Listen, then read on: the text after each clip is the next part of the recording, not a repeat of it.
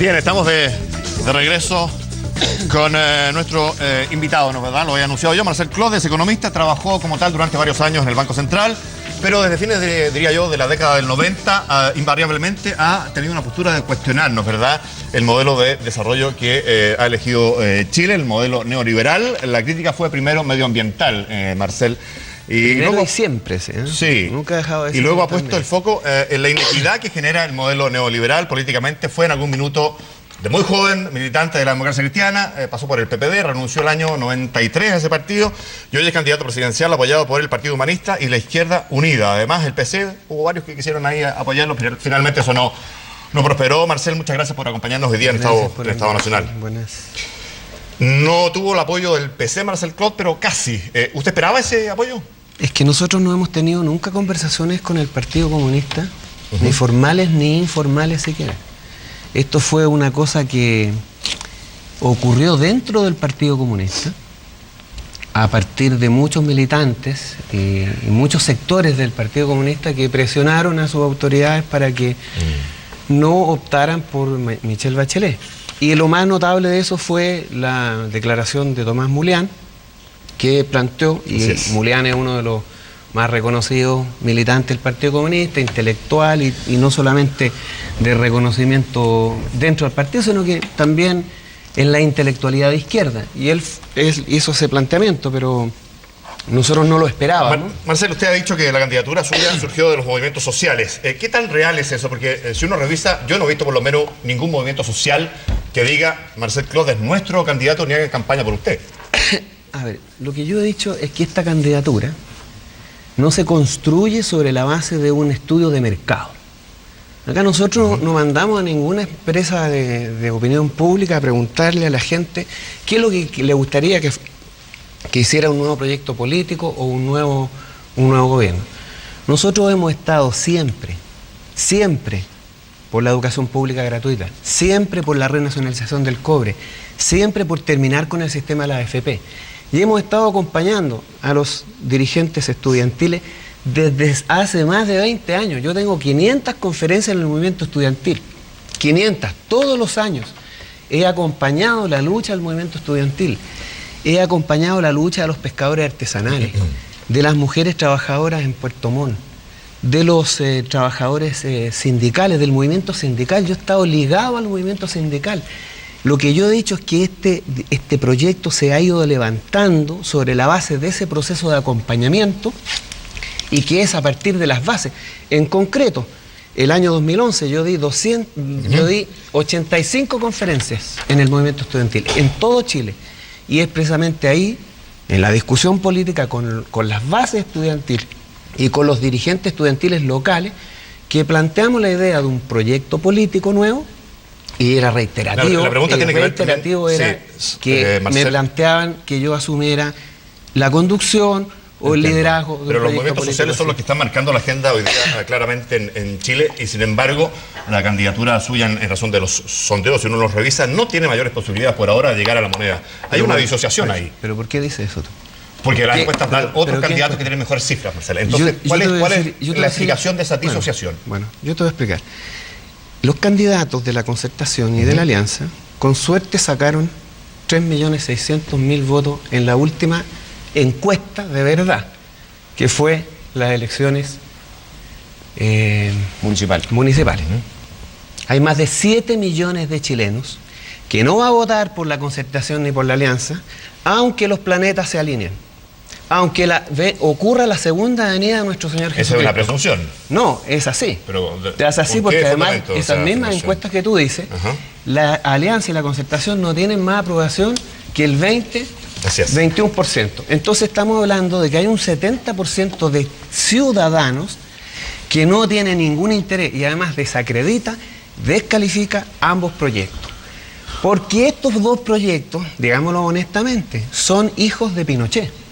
Se han dedicado a defender el modelo económico de la dictadura militar y lo han hecho de manera descarada y desenfadada. Y eso es lo que a la gente lo tiene aburrido. Nosotros lo que hemos dicho es, miren, hoy día vivimos en un periodo político de inflexión. Ese periodo político de inflexión significa que nadie sabe lo que va a pasar este año. Nadie lo sabe Porque hay 7 millones de chilenos que podrían levantarse ese día en la mañana y para decirle, bueno, pero yo lo que te digo, podrían hacerlo o podrían no hacerlo. Yo no te estoy diciendo que nosotros vamos a ganar, yo te estoy diciendo que nosotros tenemos una muy buena posibilidad. Además, no solamente lo digo yo, sino que lo dice la revista Foreign Affairs, que reconoció que esta candidatura era la más promisoria anticapitalista. Uno de los eslogans, Marcel, es todos a la moneda. Si llega la moneda, ¿con quién efectivamente llega Marcel Clot? Porque no se conoce una lista parlamentaria y tal vez tampoco nombres o figuras que estén apoyando esta candidatura y que puedan eventualmente, por ejemplo, integrar un gabinete. Bueno, mira, yo creo que hay algunos nombres, ¿no? O sea, por ejemplo, Malucha Pinto, Tomás Hirsch, Luis Mesina. Gente de la cultura. Gente del mundo de la cultura, del mundo de los trabajadores. Hay muchos dirigentes estudiantiles de regiones que están en esta candidatura. Y además nosotros hemos dicho claramente, o sea, la lista va a construirse. Nosotros vamos a tener una lista parlamentaria, pero se está construyendo. Pero además hay otra cosa importante decir. Todos somos políticos, todos somos seres políticos. Sí, claro. Y nosotros esperamos, por ejemplo, a pedirle a un Tomás Muleán o a un Humberto Maturana si le interesa participar en este proyecto. Por lo tanto, gente, intelectuales, capaces de poder asumir tareas de responsabilidad política, que lo harían bastante mejor que, por ejemplo, el señor Lavín, que tiene ideas muy poco lúcidas respecto a cómo se administra la política de Estado. Me parece que no es lo que nos va a faltar. Gente, intelectuales y capacidad para gobernar no nos va a faltar. Correcto. Vamos a ver, Marcel. Bueno, Marcel Clot tiene un montón de propuestas en términos generales. Diría yo, propone una sociedad de derechos en Chile. Lo primero que haría al asumir, entiendo, como presidente electo sería una asamblea constituyente convocada a través de un plebiscito. Yo quiero abrir el panel, no sé, Hernán, tú. Candidato. A mí me gustaría preguntarle por Michelle Bachelet y las posturas de Michelle Bachelet. Ella hoy día está planteando una asamblea constituyente, ella está planteando gratuidad universal en la educación, ella está planteando, en el fondo, una serie de cosas que su candidatura lleva planteando y tú llevas planteando hace mucho tiempo. Ella ya fue presidenta, tuvo la oportunidad de hacer una serie de cosas que da la impresión no hizo. ¿Da la impresión?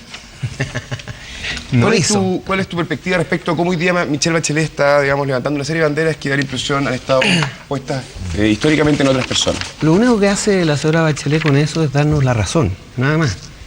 Porque finalmente, cuando tú tienes una candidata que estuvo muy confortable con la constitución autoritaria del señor Pinochet, cuando estuvo muy contenta con el sistema de la AFP, que además reforzó y que además obliga a las mujeres a jubilarse a los 65 años si es que quieren recibir el bono por hijo nacido, cuando le entregó a la AFP el derecho a poner toda la plata de los chilenos fuera del país, a mí me parece que es poco coherente que hoy día ella esté planteando este proyecto.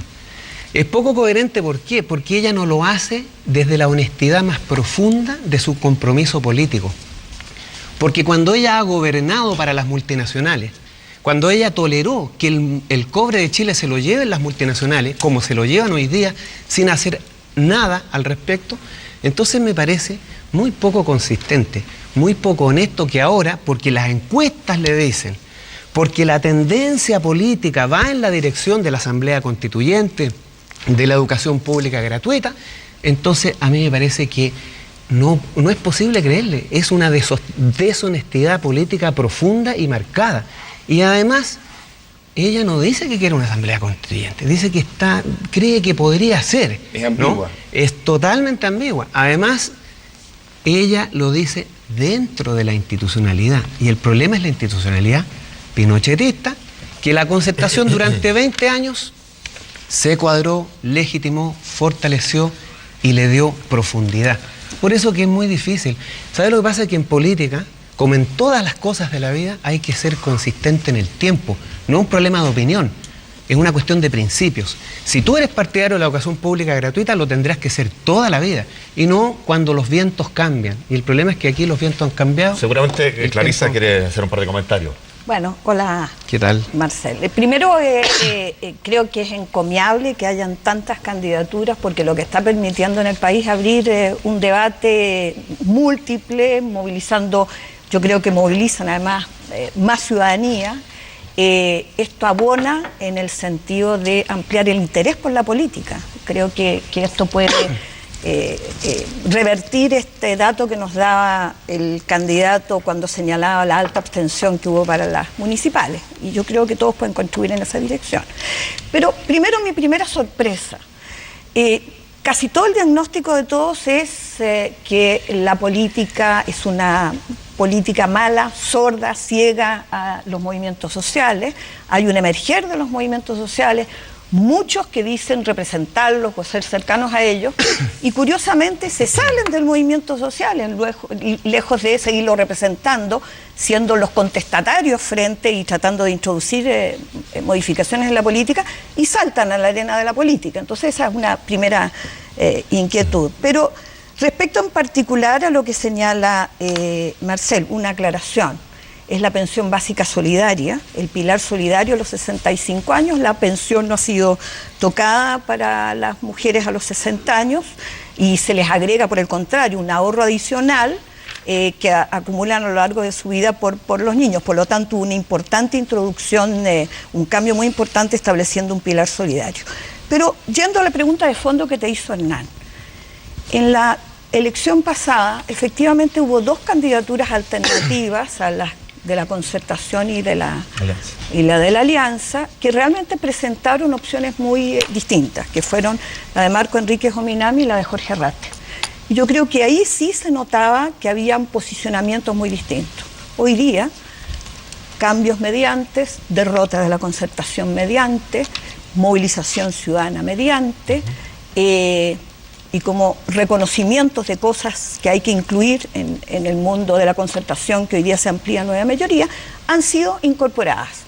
Lejos de denostar eso, uno debiera alegrarse de que efectivamente haya capacidad de innovar en la política. Entonces la pregunta que hay que hacer es si esta nueva mayoría, con probabilidad alta de que sea la candidata quien lo represente, Michelle Bachelet, plantea en buena medida parte de lo que señala Marcel Claude en su candidatura, con parlamentarios, con alcaldes, con consejeros regionales, es decir, y en el caso tuyo, en una relativa orfandad, por decirlo de alguna manera.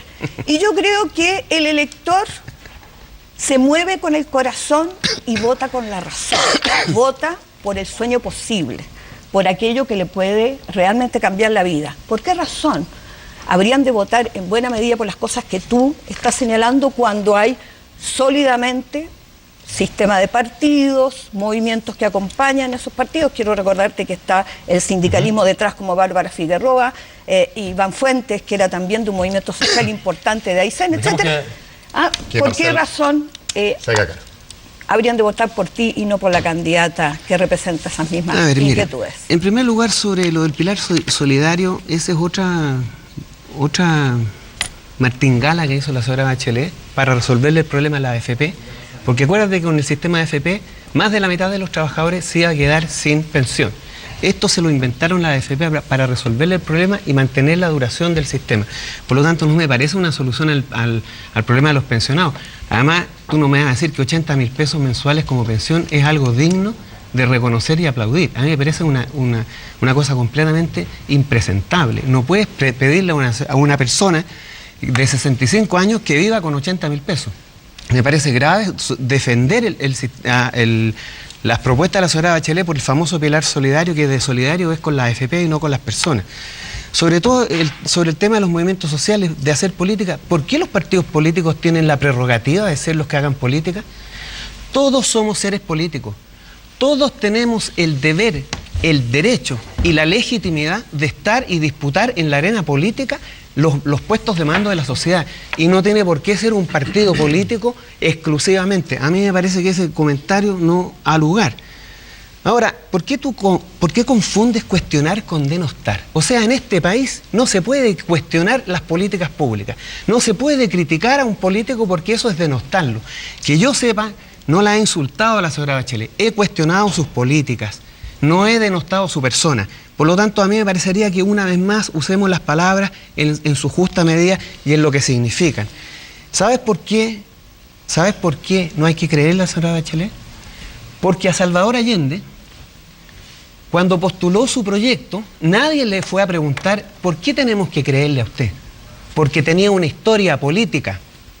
A Eduardo Frei Montalva nadie le cuestionó la posibilidad de que en realidad iba o no a hacer la revolución en libertad, la reforma agraria, la sindicalización campesina. Nadie se lo cuestionó.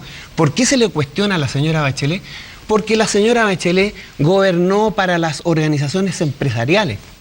Eso todo el mundo lo sabe y deberían saberlo. No sé si se acuerdan de Campeche. Cambiarle el uso de suelo a un terreno, área verde, para que una empresa multinacional norteamericana, vía presión del embajador norteamericano, lo hiciera. ¿Y quién lo hizo? La señora Bachelet, el 31 de diciembre del año 2009, antes de irse. Esa es la historia política de esta señora y de la concertación, porque en realidad la señora Bachelet representa la concertación. La concertación aumentó la desigualdad. La concertación aumentó la pobreza y tú bien lo sabes y me lo cuestionaste una vez por los medios de comunicación. Me dijiste que además yo era hiperventilado porque decía que en Chile había 80% de personas que no llegaban a fin de mes y esa es la verdadera pobreza que hay en Chile. Hablaste de que en Chile había un 80% de pobreza. Eso es pobreza. Cuando tú no llegas a fin de mes es pobreza. Eso se hizo durante los gobiernos de la señora Bachelet. Entonces, eso no es denostarla. Eso es decir las cosas por su nombre. Y si no les gusta, bueno, cámbiense de partido, abandonen la política. Abramos, Guillermo y Gonzalo. No, yo hay algo que me parece que no puedo dejar pasar. Cuando tú dices la concertación defiende el modelo de Pinochet, yo francamente creo que eso es tirar el elástico hasta un límite exacerbado.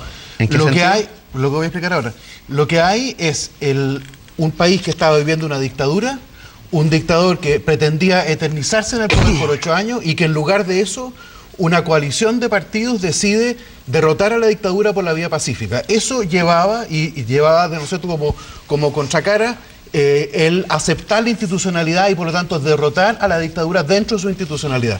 Lo que ha hecho la concertación en todos estos años son enormes progresos en el ámbito económico, enormes progresos en el ámbito social, dentro de ese marco que efectivamente aceptó para evitar que el país siguiera sufriendo los horrores de la dictadura en la cual estábamos viviendo. Y lo que nadie puede negar es que repetidamente la concertación ha hecho lo posible para poder cambiar el régimen político, para democratizar el país, y eso no se ha podido hacer, como tú bien sabes, por la combinación del régimen binominal y por las leyes supramayoritarias que hoy día tenemos. Entonces yo no creo que eso sea defender el modelo Pinochet, eso es cambiarlo desde adentro, porque fue el precio que se pidió, que se tuvo que pagar para tener una transición pacífica que salvó vidas, que le volvió la dignidad a este país. Entonces yo no creo que eso sea defender el modelo de Pinochet. Ahora, quiero volver un poco a tu programa, porque tú dices, este no es un programa que está hecho por una agencia de mercado. Sin embargo, cuando yo veo la lista de cosas que hay acá, un programa interesante, pero es un petitorio de cosas que hace gente que se parece bastante finalmente a lo que haría una agencia de mercado. Por ejemplo, en educación dice eliminar el uniforme, adoptar en lo posible el modelo de educación de Finlandia. O sea, una cantidad enorme de cosas que es bien interesante de ver. Ustedes lo pueden ver en todosalamoneda.cl, donde uno se pregunta, bueno, eso es un largo petitorio, enorme petitorio de cosas. Ustedes van a democracia, economía. Entonces la pregunta es, bueno, ¿cómo tú vas a compatibilizar todas estas cosas? Si tú fueras efectivamente electo, y hay que ponerte un poco en esa situación, ¿cómo vas a organizar toda esta enorme cantidad de cosas, muchas de ellas contradictorias que hay dentro de tu programa? ¿Cuáles son las contradictorias? O sea, podemos ir a varias cosas que están acá: libertad de expresión, democracia directa en asambleas comunales, provinciales, regionales, democracia participativa, parlamento unicameral, voto de chilenos en el extranjero. La pregunta es por la contradicción. ¿Dónde está la contradicción? No, todas esas cosas tienen elementos de contradicción evidentes. La pregunta es cómo tú vas a... Marcelo. Progresos económicos y sociales. Cuando termina la dictadura militar, el 5% más rico ganaba 140 veces más que el 5% más pobre. Hoy día es 350 veces. ¿Progreso social? No es progreso social. La mitad de los trabajadores gana menos de... Momento. Bueno, pero eso te da una indicación de que la desigualdad ha sido profundizada por la concertación y no ha disminuido. Los trabajadores ganan menos de 250.000 pesos. La mitad de los trabajadores gana menos de 250.000 pesos. Las mujeres, la mitad de las mujeres menos de 205.000 pesos. ¿Progreso? no es progreso. El ingreso per cápita de $20.000, el ingreso per cápita mensual del 99% de los chilenos, $720. Eso no es progreso. La Concertación mantuvo intacto el Código del Trabajo. ¿Lo modificaron en un ápice siquiera? Nada. La Concertación mantuvo y profundizó la AFP, mantuvo y profundizó la ISAPRE. ¿Dónde están los progresos económicos y sociales que la Concertación ha traído a este país? No existen. Hay una regresión social y económica. El cobre, ¿qué es lo que hicieron con el cobre? Lo desnacionalizaron. Fue la Concertación la que le entregó a las multinacionales el cobre. Tocó la famosa ley minera del señor José Piñera, que dice que a los inversionistas extranjeros, para recuperar el cobre hay que devolverle el valor presente del flujo futuro de todos los ingresos hasta que terminen los minerales. ¿Tocaron el problema del cobre? No lo tocaron. ¿Dónde están los progresos? A mí me parece que, ¿sabe lo que hizo la Concertación? Profundizó el modelo, lo sacralizó además y lo legitimó. La Constitución. Esta Constitución, ustedes deberían saberlo porque son liberales supuestamente, esta Constitución es total, absoluta y rotundamente ilegítima. Es la Constitución de 7 personas, todos hombres, pertenecientes a lo más rancio de la aristocracia chilena y de lo más conservador de la Iglesia Católica. Fue refrendada en un plebiscito fraudulento. Ustedes gobernaron 20 años con esa Constitución, 20 años. Y el capítulo quinto, el artículo quinto del capítulo primero de esa misma Constitución te permite cambiar cosas importantes en este país por la vía del plebiscito. Nunca lo hicieron, porque de alguna manera la Concertación ha gobernado satisfecha con esto. Ahora, ¿cómo vamos a hacer nosotros todo esto? Es muy simple, no es tan complicado. A ustedes les complica porque tienen que transar intereses con el señor Luxe, con el señor Mate, con el señor Angelini, porque tienen negocios con ellos. Pues su gente de ustedes está en los directorios de las empresas que pertenecen a estos grupos económicos.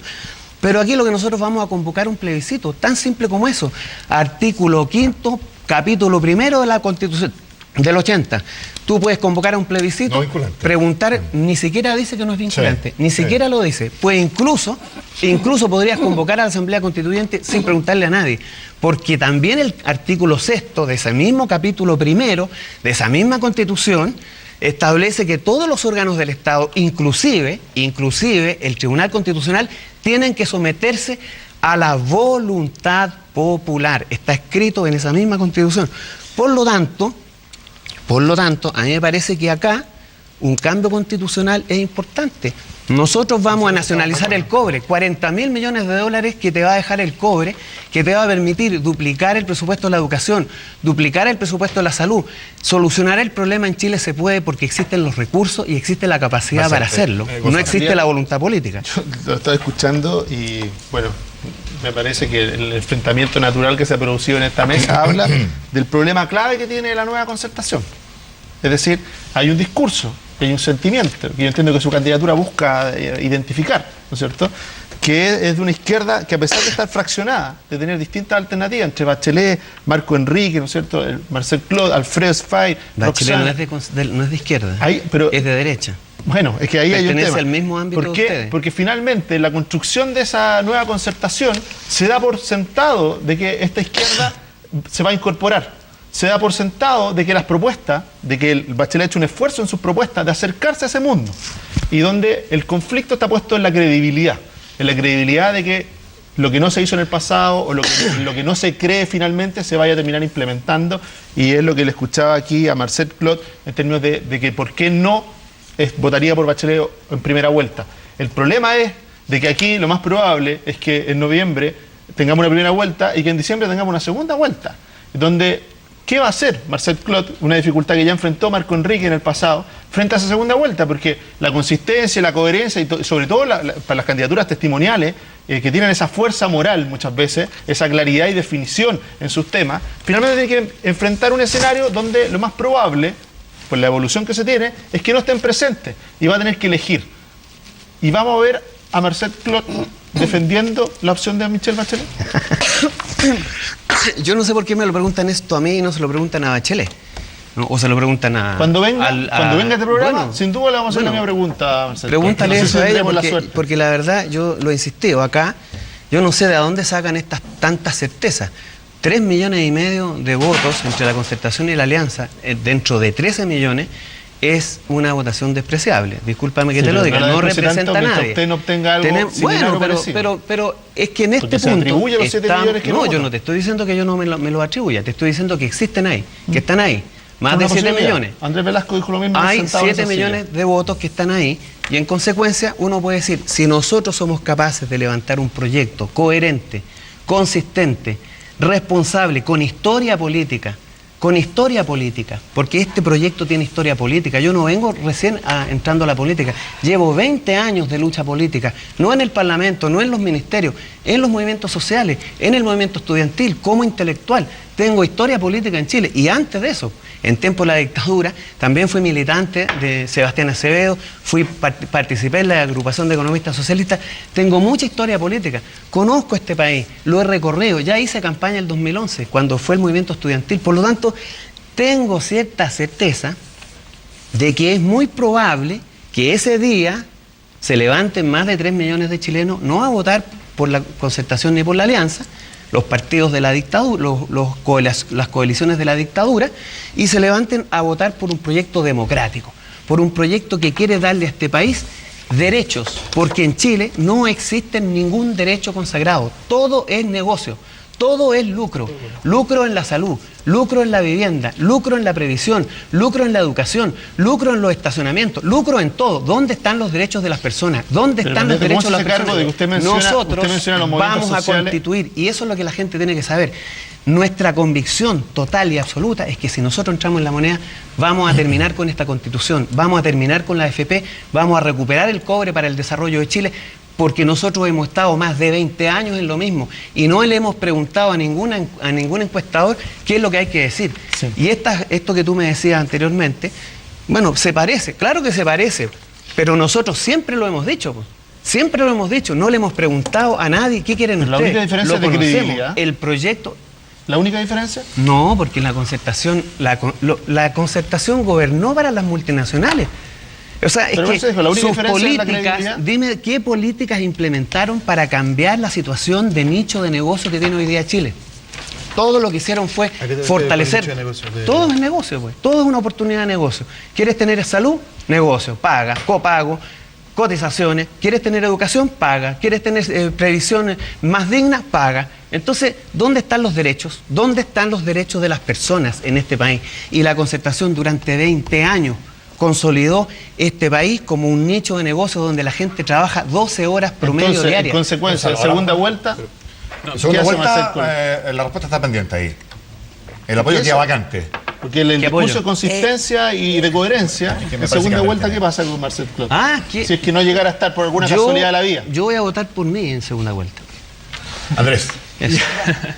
Yo tengo algunas dudas, pero en Y se primer ríen lugar- ustedes, esa risa siempre tiene un toque así descalificador. No, a mí me déjeme parece decirle que en primer lugar comparto en gran medida el ustedes diagnóstico. comparten una lectura de Chile que está equivocada. Está equivocada. No, yo creo que usted no me conoce mucho, porque lo que le voy a plantear es lo siguiente. Comparto con usted en gran medida el diagnóstico. O sea, hay una visión bastante crítica del modelo político y económico, las candidaturas dentro de la oposición, dentro de las candidaturas que pertenecían a la concertación, hoy nueva mayoría, hay candidaturas que vienen a criticar el modelo en los mismos términos. José Antonio Gómez es muestra de ello. Pero las razones o la intencionalidad de por qué se termina administrando el modelo, ahí comparto un poco la opinión de Guillermo Larraín, en el sentido de que, ¿qué otra opción había? Si la misma Constitución obliga a la cogestión, en donde en realidad el mito de la política de los consensos es un mito, porque en realidad es la política de la unanimidad, porque lo que hace el binominal precisamente es inflar a una minoría, igualarla con una mayoría y adicionalmente hay que exigirle un quórum, o sea, voto a esa minoría que está supervalorada para efecto de hacer modificaciones. Entonces, la pregunta mía, a pesar de compartir el diagnóstico, tiene que ver con las propuestas, donde en realidad podría centrarse la discusión. Y esa propuesta es cómo se va en definitiva modificar o sortear el tema de la cogestión, porque usted plantea el tema del plebiscito, ¿ya? Que nosotros también lo discutimos. Pero el tema es qué pasa cuando no se pueda sortear por medio del plebiscito. ¿Qué pasa si el Tribunal Constitucional veta el plebiscito, no permite la modificación? Eso implica ir a una superinstitucionalidad, llegar atravesar un poco el ordenamiento, cómo en definitiva resuelve ese problema sin tener que agredir a mis compañeros de panel y en definitiva generar o garantizar cierta gobernabilidad ¿Por qué del país. agredir? ¿Por qué me dice agredir? No, porque hay algunos que defienden las ideas mucho más liberales que uno. Entonces, ¿cómo llega...? ¿Por qué agredir? No, porque digo, ¿cómo se sortea el tema? Cuando tú no puedes atravesar el ordenamiento, cuando tú estás peleando con un muro y el muro no te deja avanzar, ¿cómo llegas a ese nuevo Estado, a esa nueva Constitución, sin el uso de la violencia? Ese es el argumento de fondo. Bueno, mira, desde los revolucionarios franceses que dieron paso al mundo moderno y a la política moderna, y está incluso en esta Constitución, se reconoce que el principio fundamental y fundacional de toda democracia es la voluntad popular. ¿Está claro? 200 años, 300 años más o menos discutiendo lo mismo.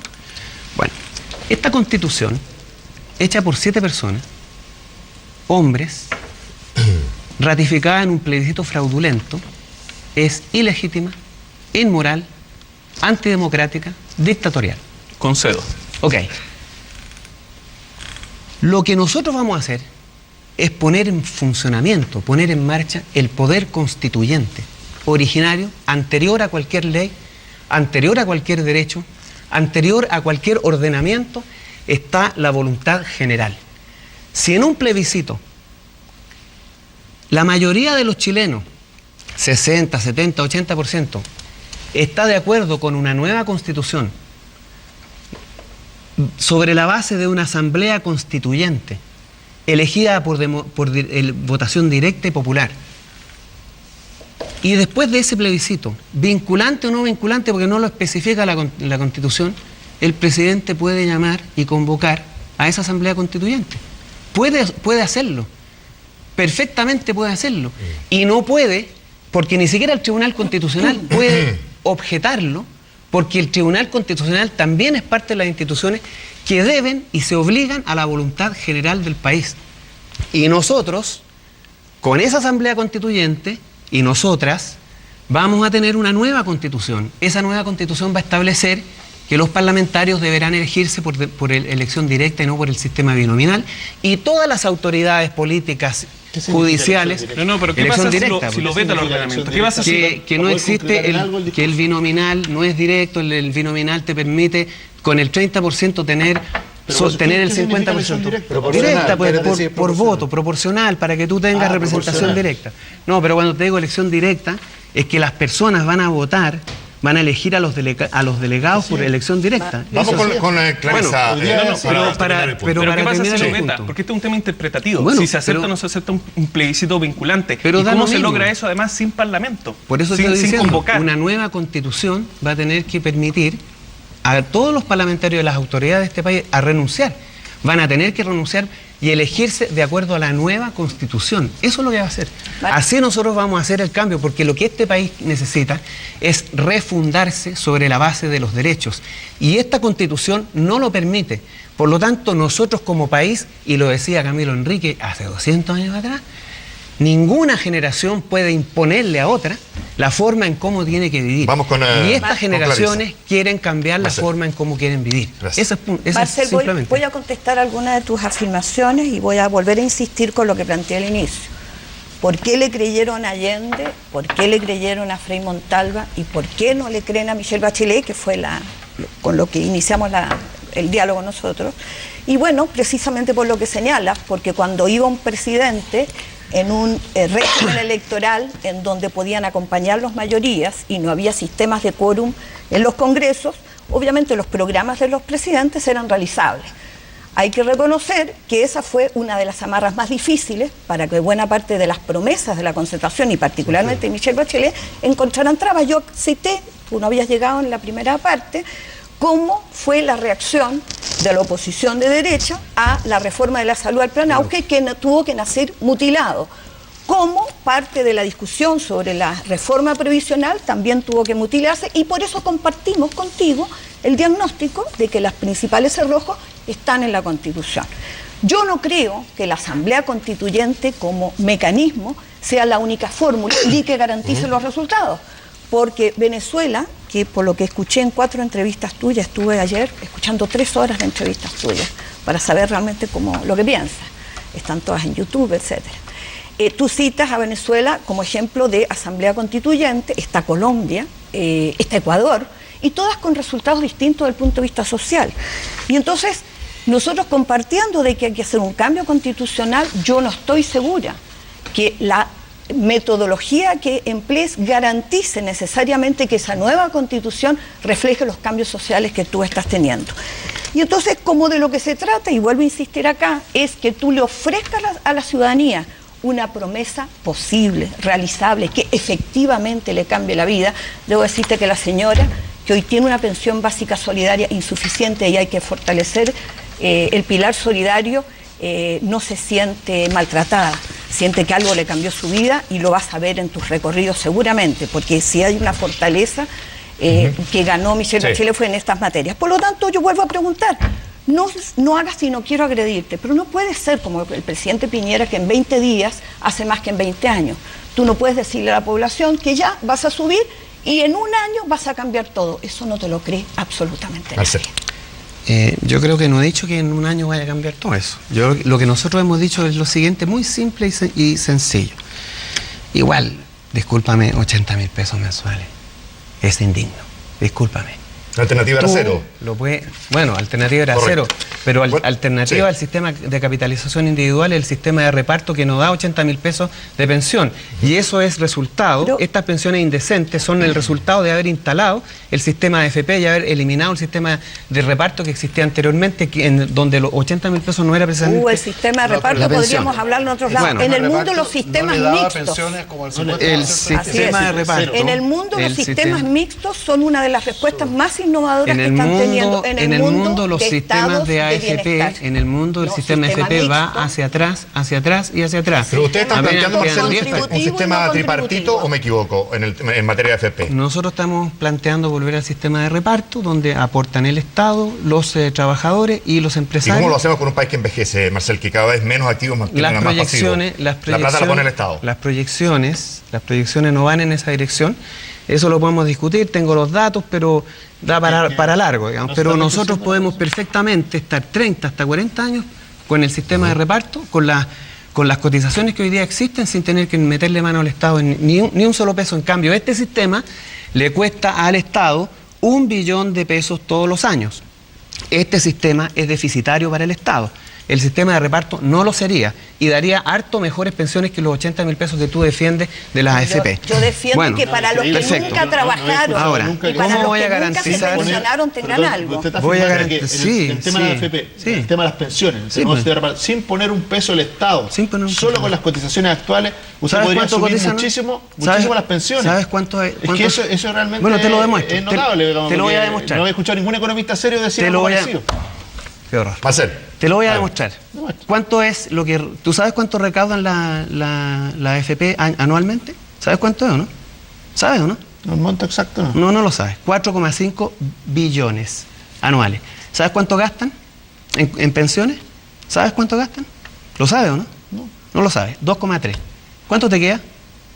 Pero perdón. ¿Cuánto te queda? De esos 2,3, ¿cuánto paga el Estado? Esos 2,3 que tú, con los cuales estás disponiendo son los fondos provisionales de las personas que están ahorrando. Bueno, pero eso es lo que te puedes gastar así livianamente en pagar pensiones hoy día. Pero porque esos están destinados a pagar pensiones de personas que eso es lo que te estoy diciendo. Se están gastando en pensiones 2,3 de los 4,5 que entran. Pero espérate un poco. Hoy día hay menos gente de la que está trabajando. ¿Tú querías que yo te lo demostrara? ¿Tú querías que te lo demostrara? Entonces atiende. Pero un sistema que no sea válido para 5 minutos, un sistema que sea sostenible en el tiempo. Atiende. 4,5 son los ingresos, 2,3 son los gastos. De esos 2,3, 1,2 lo pone el Estado. O 1, ponle 1. Yo puedo nacionalizar eso, entregarle un sistema público, voy a seguir teniendo los mismos 4,5 todos los años, puedo duplicar las pensiones, dejar de gastar ese billón que gasta el Estado y todavía me queda un excedente para pagar pensiones con lo que actualmente se está gastando en el sistema de AFP. Por lo tanto, hoy día el sistema no es deficitario y las proyecciones que hacen algunos expertos, no tan serios como los que tú le crees, pero en fin, algunos expertos que para mí son serios, digamos, esos expertos Guillermo es un experto serio. dicen que la proyección de crecimiento de las cotizaciones son mayores que los gastos que va a tener. Guillermo Larraín con la palabra. No, yo creo que hay un punto en el cual sí tenemos que estar de acuerdo, que es que las pensiones son bajas y las pensiones hay que aumentarlas. Eso es como el punto de partida y estamos en eso súper claro. Ahora, yo me ha tocado trabajar mucho en el tema de pensiones en muchas partes con sistemas de capitalización, con sistemas de reparto, con sistemas de fondos a la holandesa, a la inglesa, así que el tema más o menos lo conozco. En todas partes lo que uno anda buscando es financiar las pensiones por vías que sean distintas, no centrarse en una sola fuente de financiamiento de las pensiones, porque eso genera problemas. El envejecimiento de la población, Marcel, sí genera impacto sobre distintos aspectos. En los sistemas de capitalización, como el chileno, el impacto del envejecimiento es que las pensiones son bajas. ¿Y por qué? Porque cualquiera sea el nivel que tú hayas ahorrado, bueno, tienes que utilizarlo para financiar más años. Por lo tanto, el impacto en Chile es que las pensiones son bajas y eso tenemos que trabajarlo. ¿Qué es lo que está pasando en Europa? El envejecimiento de la población lo que está haciendo es que impacta los presupuestos de la nación. Entonces, no hay una solución que sea trivial y que sea simple. Yo creo que hay que buscar formas de financiamiento que tengan un componente de capitalización como el que tenemos hoy día, y hay que fortalecer, y estoy de acuerdo, los componentes públicos. Y eso se llama pilar solidario. Y el pilar solidario, efectivamente, 80.000 pesos es poca plata, te lo concedo, no hay ningún problema. O sea, más que te lo concedo, estoy de acuerdo, no es que te lo concedo, estoy de acuerdo. Eso hay que subirlo, y no solo hay que hacer eso, sino que además hay que aumentar la cobertura del pilar solidario que hoy día en el cuarto decil, Guillermo. Hay que aumentarlo. Entonces, ¿sí? me parece que no es tan fácil como decir vamos a avanzar de un lado para otro, porque cuando tú dices voy a nacionalizar los fondos de pensiones, evidentemente que eso tiene impactos económicos. Y eso, ¿qué impacto económico? ¿Qué pasaría con la inversión? ¿Cómo financian la inversión si es que no tienen las plata? ¿La inversión de quién? ¿Saben en qué se gastan esos fondos? O sea, ¿sabes a dónde van o no? Sí. A los grupos económicos. Esos fondos tienen dueños. Allá van los grupos eso, económicos. ¿Sabes qué inversiones se financian? Especulativas fuera del país, que rentan menos del 2% y le hicieron perder al sistema el 60% de lo recaudado el año 2008. Y se recupera son las después inversiones. porque la economía no se recupera, sigue, lo que se pierde no se recupera. Entonces, ¿dónde están las inversiones? El ¿Qué método de la inversiones? nacionalización ¿Qué inversión? por medio de la ordenado esto, y hay genera un opiniones que en este caso claramente no están de acuerdo, y no vamos a llegar a ninguna conclusión acá. Seguramente, Marcel, como economista en el tema del trabajo, por ejemplo, yo creo que ustedes entiendo, una propuesta sobre este tema. ¿Cómo una candidatura como la suya, siendo presidente finalmente, generaría más empleo y mejor pagado? Bueno, nosotros voy a hacer si me dejan terminar, nosotros vamos... 2 minutos. Bueno, nosotros vamos a centrar un gran esfuerzo en aumentar la demanda interna en Chile a través de renacionalizar el cobre, hacer una profunda reforma tributaria que recaiga la recaudación sobre quienes no pagan hoy día impuestos, que son las empresas. Vamos a tener más plata, eso es lo que en concreto, vamos a tener más recursos y lo vamos a gastar. Vamos a duplicar el presupuesto de la educación, de la salud, vamos a mejorar las pensiones. Todo eso genera demanda para una pequeña y mediana empresa que está ahogada porque no tiene mercado, porque la desigualdad en Chile es tan grande. Entonces, cuando tú aumentas los salarios, cuando tú el gasto del Estado empieza a gastarse más, vas a tener empleo a quienes construyen hospitales, empleo en quienes suministran a los hospitales, empleo para quienes suministran las reparaciones, para profesores, para médicos. Mira, nosotros vamos a hacer inversiones con los recursos del Estado que vienen del cobre. Porque los privados no invierten más después de eso. Los privados, mira, hablemos de los privados. ¿Sabes cuánto se lleva la inversión extranjera? ¿Cuán buena ha sido la inversión extranjera en este país? En los últimos 3 años han sacado más de lo que entran. Esos privados, pues yo aplaudo y le pido al Dios del cielo que se vayan, porque lo único que han hecho en este país es robar, solo robar. Nos vamos. El Estado tiene los recursos suficientes y el país para hacer su propio desarrollo. Pausa y regresamos.